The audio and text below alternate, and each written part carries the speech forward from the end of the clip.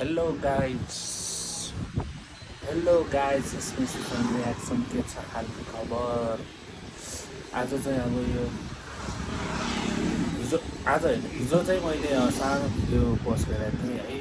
कुकुरहरूलाई यसको खाएको लगभग 104 दिन भयो है। 104 दिन भयो, अझै कति बाँकी छ, अझै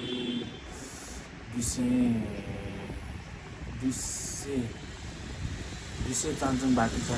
1 इयर च्यालेन्ज गरेर मैले ल ठिक छ।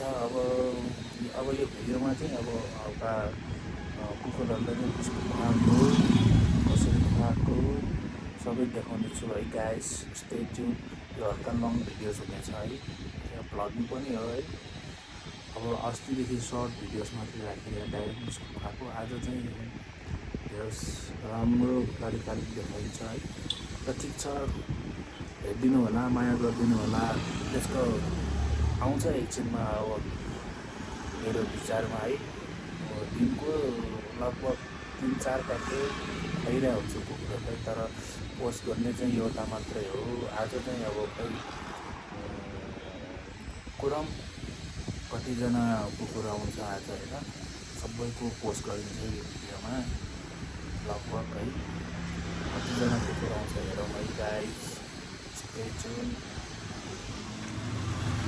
कुरिरहेको होला, कहिले आउँछ यहीँ बाटो, कहिले यताबाट आउँछ, कहिले उताबाट आउँछ बिस्तारै। मेरो पसल हो गाइस, यहीँ आउँछ। आयो ल आयो। कहाँ गएर आएको? ल कालु यसरी आउँछ। कहाँबाट आउँछ टाइममा आइहाल्छ। ए कस्तो र्याल चुहाएको, दिन्छु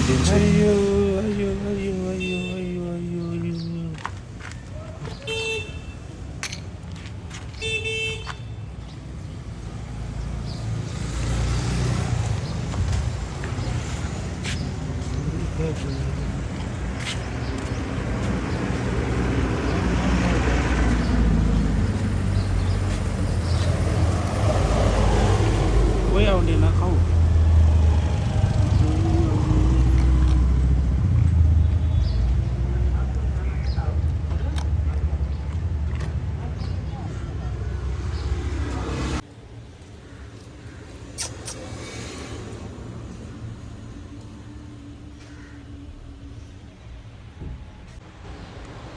र यस्तै हो है, खाइसकेपछि खुरु जान्छ, फेरि 3-4 घन्टापछि आउँछ।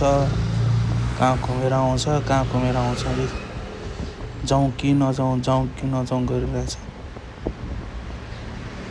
कहाँ जाने सोचिरह्यो होला।